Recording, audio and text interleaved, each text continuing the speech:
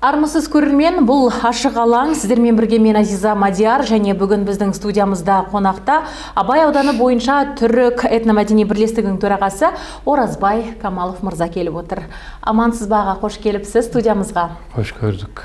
Аға, расында да дәл қазіргі таңда президенттің жолдауын көрмеген қазақстандық азамат жоқ шығар. Осы тұста осы ассамблея жанынан құрылған этномәдени бірлестіктің өкілдері, өздеріңіз бастаған топ президенттің жүктеген міндеттерін орындауға кірісіп кеткен шығарсыздар. Әрине. Бізде мына Шымкент қаласы әкімдігі жанында құрылған, қазір әкімшілікке қарайтын 16 мәдени орталық бар. Соның енді ең бір негізгілердің біреуі десек те болады. Мына Ақысқа түрік этномәдени орталығы талай жылдан бері жаңағы жұмыс істеп келе жатыр. Мына былтыр өздеріңіз білесіздер, ассамблеяның құрылған 30 жылдығын тойлап өттік. Кең көлемде тойланды. Осы тұста біздің мәдени орталықты басқарып отқан төрағамыз жаңағы Асанов Ләтіпша Қаймаханұлы, әрі жаңағы осы түрік мемлекетінің осы Шымкент қаласындағы елшілігін басқарады.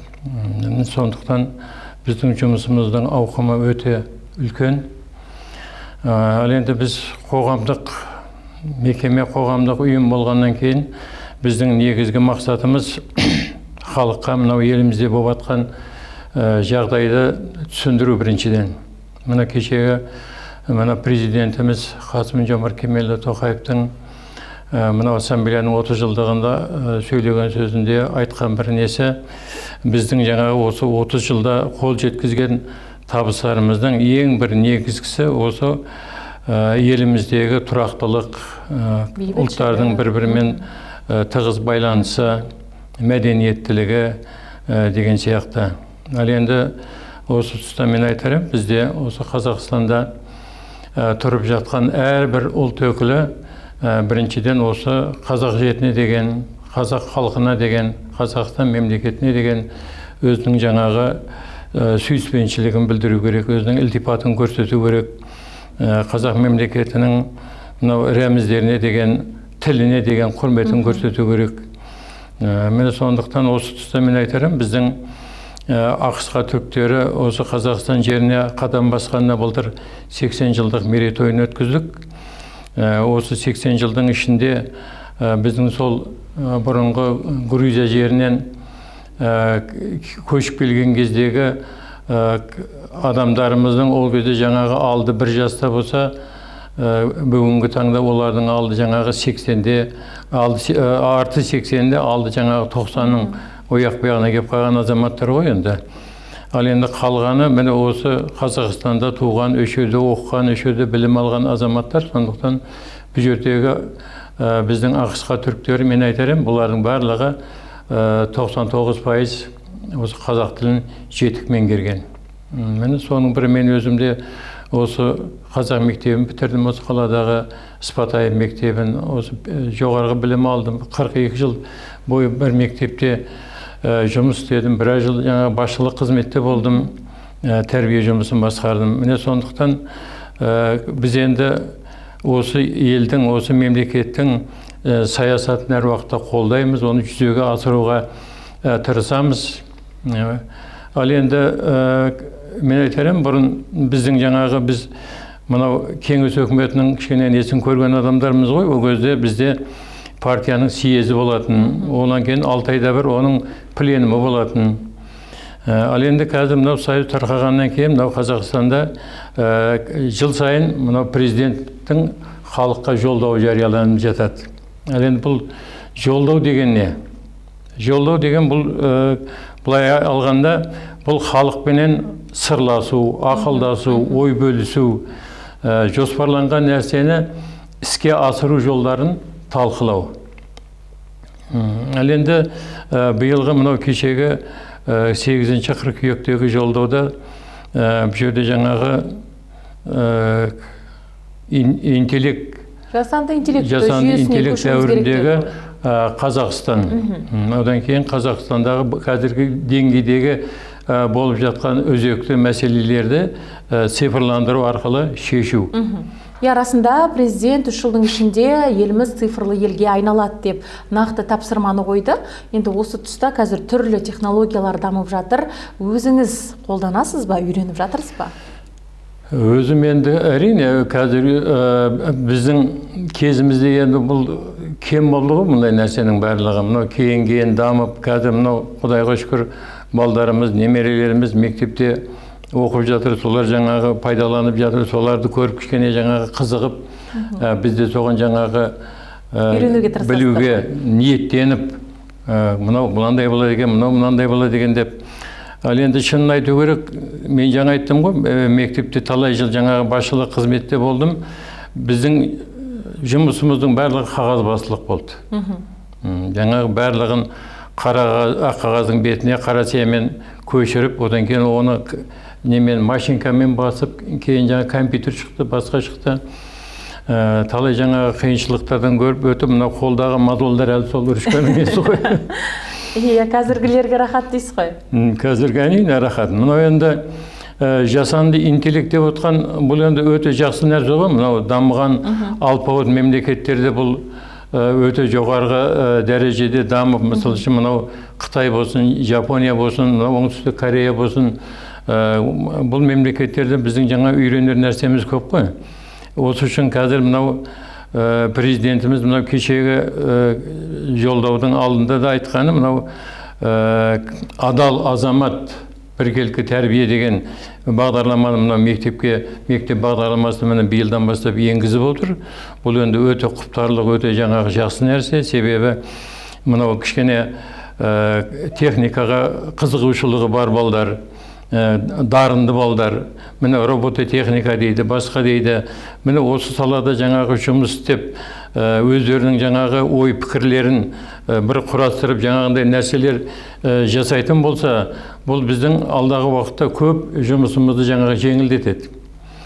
Себебі қазір осы жаңағы жастарымыз соны үйреніп, жаңағындай бір үлкен бір жоғарғы сатыға жеткенше, мынау бер жағы да кішкене жаңағы реттеледі ғой деп отырмын да.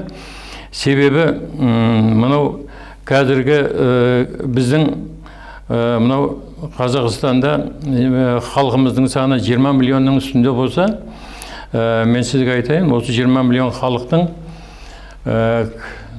почти жаңағы тең жартысы мынау мемлекетке қарап аузын ашып отқан адамдар. Себебі оның 6 миллионы 18 жастан төмен қарай жастар. Оның ішінде студент бар, оқушы бар, мынау балабақшадағы балдар бар, одан төменгілері бар. Оның бер жағында мысалы үшін бір 2,5 миллионға жақын мысалы үшін біз сияқты зейнеткерлер бар. Одан кейін мынау мүмкіндігі шектеулі жандар бар, көп балалы аналар бар. Міне бұлардың барлығына берілетін жәрдемақы осы қазіргі таңдағы мынау мемлекетте түсіп жатқан салықтан келіп жатыр. Ал енді мынау кешегі мынау жолдауда да осы салық мәселесіне өте кең түрде тоқталды бұл кісі. Осы салық мәселесінен жалтарушылар қазір көп. Мемлекеттің қазынаға түсіп жатқан қаржы кем болып жатыр. Міне сондықтан егер көлеңкелі бизнес деп айтамыз ғой енді.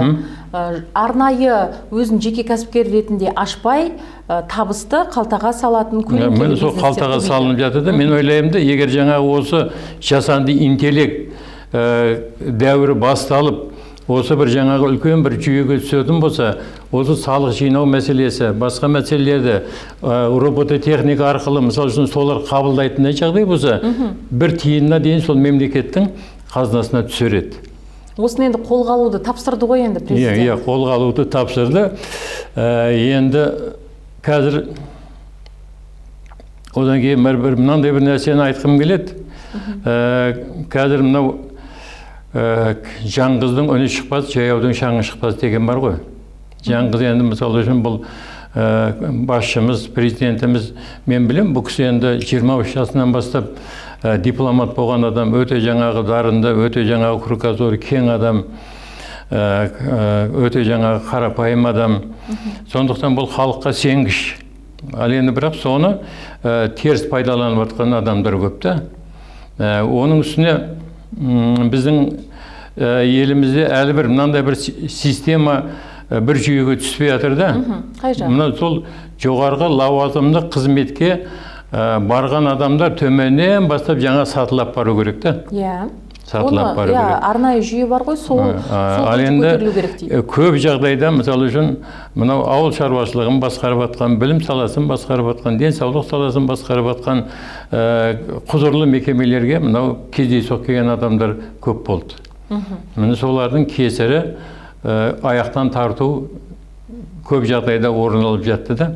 Мен мысалы үшін өзімнің іс тәжірибемнен айтамын да, мысалы үшін мектепте мен қарапайым мұғалімнен бастап біртіндеп жоғарылып жаңа сол директорлық лауазымға дейін жұмыстың барлығын мысалы үшін білдім, көрдім, қалай басқару керек, қалай не қылу керек деген сияқты. Сол сияқты мынау ел басқарған жерде де сондай нәрселер көп болса, мынау сайланып жатқан ауыл әкімінен бастап сол жоғарыға дейін мүмкіншілігі болса, мысалы үшін әрбір сол елді мекеннің адам болса, сол елді мекеннің тұрмыс жағдайын түсінетін адам болса, сол халықтың жағдайын ойлайтын адам болса, соған не керек, қандай мұң мұқтажы бар деген сияқты сондай жаңағы бір жақсы нәрселер болар еді да.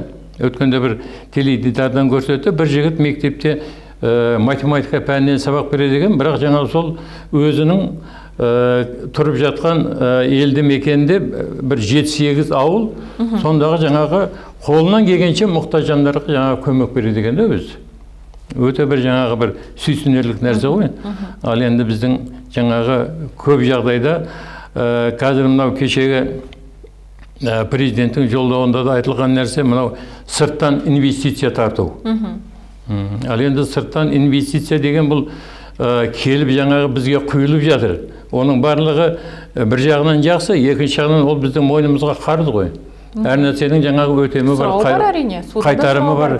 Ал енді сол келген ақшаны орынды пайдалану мәселесі де, міне өз жерде де бір жаңағындай сұғанақтық, басқалық орын алып жатыр да. Міне осындай нәрселердің барлығын жаңағы мынау интеллекттік жүйе, міне осы нәрсе қолға алынса, міне осылардың көп жаңағы жәрдемі тиер еді. Осы кезде аға, мынау судың да сұрау бар деп біз текке айтпадық, себебі экология мәселесі де, су үнемдеу технологиясын енгізу мәселесі де көтерілді. Өзіңізге белгілі, биыл қуаңшылық болып, әсіресе мынау Түркістан облысының өңірлерінде өзінің егініне су таппаған шаруалар шырылдады. Министрдің өзі келді, арнайы жиындарды да өткізді, мәселені шешуге тырысты, бірақ зардап шеккен шаруалар жоқ емес. Осы тұста енді сіздің пікіріңіз қазірден бастап суды үнемдеу технологиясына көшу керек деп жатыр. Ол тек шаруалар емес, ағын су емес, біздің пайдаланып жатқан ауыз суымызды да, үйде пайдаланып жатқан тұрмыстық суды да тіпті арнайы лимит деп айтамыз ғой, шек, шегін қоймақшы. Бір тәулікте бір адам осындай көп судан артық пайдаланбау керек деген. Оны құптайсыз ба? Оны қойды ғой, ол енді оны мен жаңа сөздің аузыңда бір жағынан құптаймын әрине. Мысалы үшін қазір бір адамға тәулігіне 140 литр су пайдалану. Әрине бұл бір адам үшін бұл бір суткеге жетіп артылады. Жетеді ғой. Себебі ол ішуіне, жуынуына, кір жууға, тамағына, басқасына әрине 140 литр аз су емес. Бірақ мен осы қаланың төңірегінде қазір көп жерлерін аралап жүрмін ғой, бәрін көріп жүрміз, басқа білеміз. Бірақ жаңағы халыққа ауыз сумен қатар жаңағы ағын су керек. Мына есігінің алдында жаңағы бір-екі жаңа мал ұстайтын болса, немесе жаңа есігінің алдын кішкене көгалдандырып гүл егетін болса, басқа қылатын болса, ақыры оған да су керек қой. Ал енді оған су, жаңа арықта су болмағаннан кейін амал жоқ, өзінің ішіп атқан суын анаға құюға тура келеді. Ал енді бұл жаңағы сіздің бір суткедегі пайдаланып атқан суыңыз 140 литрден артық болатын болса, сіз оған 30% үстеме ақы төлейсіз. Міне сондықтан бұл бір жағы. Жаңағы енді сұрағың енді орынды. Былтыр өзіңіз білесіз, мынау біздің Қазақстанның почти мынау солтүстік аймақтарда 10 шақты облысымыз судың астында қалды. ол қанша жаңағы мемлекетке зардап, қаншалықты шығын. Міне сол жерде енді қабылданған қаулыда енді сол жерлерге бірнеше жаңағы су қоймасын салу жоспарланған болады. Енді бірақ енді оның қаншалықты оның жүзеге асқанын қазір нақты айта алмайсыз. Айта алмаймын. Бірақ сонда да болса кешегі президенттің жолдауында бір айтқан сөзінде қазіргі жаңағы біздің сол судың 40%-ы құмға жаңағы сіңіп кетіп жатыр. Біздің мынау Жамбыл облысында жаңағы сіздің айтқан шаруалардың сол жерде жаңағы егін егетін жері, түрлі жаңағы суармалы немен суаратын огород нелері бар. Солар былтыр да, биыл да жаңағы сол құрғақшылыққа ұшырап, шаруалар жаңағы белшеден шығынға батып жатыр. Ал енді бұл біз жаңағы Жамбыл облысына суды мияқтан Қырғыздан, Өзбекстаннан, сояқтан қазір алуға мәжбүр болып отырмыз. Ал енді шын мәнінде жаңағындай бұл жөнінен мәселе өте үлкен. Енді шешу өте үлкен, өте өзекті мәселе ғой. Міне сондықтан сол жаңағы мынау солтүстік аудандардағы сол суды қоймаларға жинап, соны жаңағы бір жолдары бар ғой, соны немен трубамен тартып әкеп. Технологияны қолдану керек, ең бастысы дәл қазір таңда. Бір жағынан қараңызшы, аға, мұнда енді өте өзекті, халыққа қажетті дүниелердің басым бөлігі айтылды, бірақ президент осы тұста мәдениеттілікке де тоқталды ғой. Қоғамдық орындарда кейбір жағдайда әйелдер де дөрекі сөйлейді дегенді, яғни әйел осындай дөрекілікке барса, онда әлем өзгерді деген сөз. Өйткені сөздің ашығы, шаңырақтың ұйытқысы әйел деседі, тәрбиенің бастауы әйелден, анадан деп айтады ғой.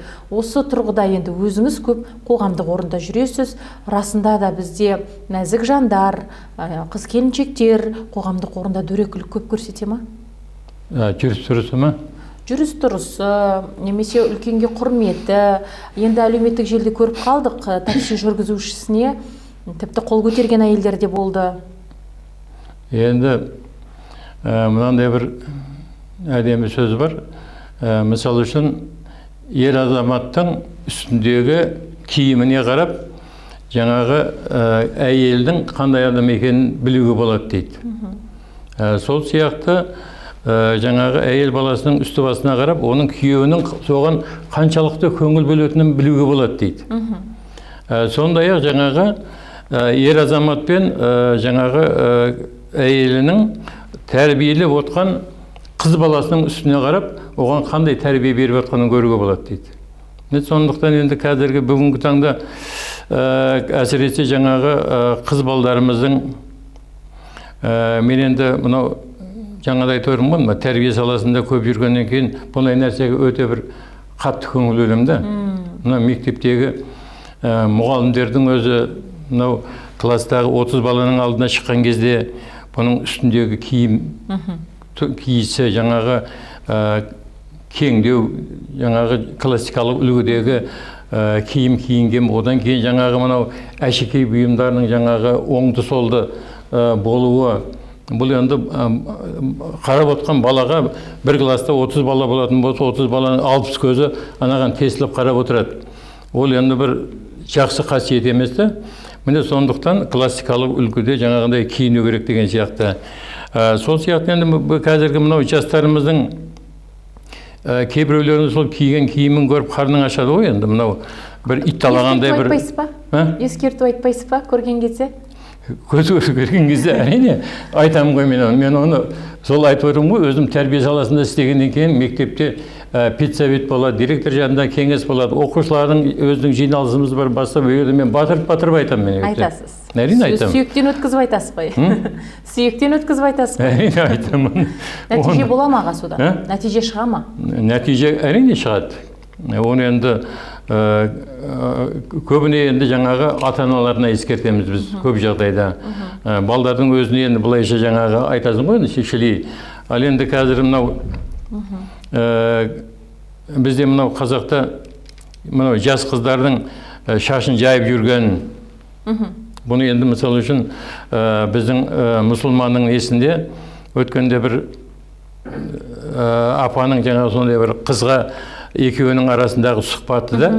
Сонда айтады, жаңағы шашын жайып отырған остановкадағы қыздың қасына келіп, жаңа апамыз айтады, сенің деп жақында бір дүниеден өткен адамың бар ма еді? Біреуің қайтыс болып еді, немесе осындай бір жағдай болып еді. Жоқ, ондай мұндай десе, неге дейді, жаңағы сен шашыңды жайып жүресің. Ол жаңағы тек қана бір қаралы жағдайда, басқа жағдайда ғана ол адам баласы, қыз баласы жаңа шашын жаяды деп. Бұл енді қазір енді білмеймін ғой, енді модаға айналып кетті, екінің бірі. Аға, шынымен де айналып келген кезде президент мәселеден келді де, айналып келгенде тәрбиеге тоқталды. Өйткені тәрбие тазалық болмай, біздің атап өткен жасанды интеллектімізде, цифрлы жүйемізде іске аспауы бек мүмкін. Өкінішке орай аға, бізге берілген уақытта өз мәресіне жетіп отыр. Енді біздің көзі қарақты көрерменге соңғы айтар түйін пікіріңіз болса мархабат, сонымен енді 90 ауыз сөздің тобықтай түйін дейміз ғой енді. Енді біз жаңағы бірінші кезекте осы президентіміздің айтқан жаңағы жолдаған халыққа жолдауын біз әрине қолдап қуаттаймыз. Оны жаңағы осы халықтың арасында насихаттау біздің жаңағы тікелей борышымыз. Сондықтан мен айтарым, мынау басшымыз аман болсын, біріншіден қазақ халқы аман болсын. Қазақ жерінде мекендеп жатқан әрбір ұлт өкілі бір-бірімен әр уақытта жаңағы тату тәтті бір шаңырақтың астында өмір сүргендіктен біздің жаңағы ынтымағымыз әр уақытта жаңағы жоғары болсын. Мынау еліміз тыныш болсын, халқымыз аман болсын. Әр уақытта жаңағы мынау көк байрағымыз көк аспанда жаңағы шарықтап бейбіт заман болсын. Көп рахмет аға, тілегіңізге қосыламыз. Құрметті көрермен, осымен бізге берілген уақытта өз мәресіне жетті. Сіздермен бірге болған мен Азиза Мадияр. Кездескенше аман сау болыңыздар.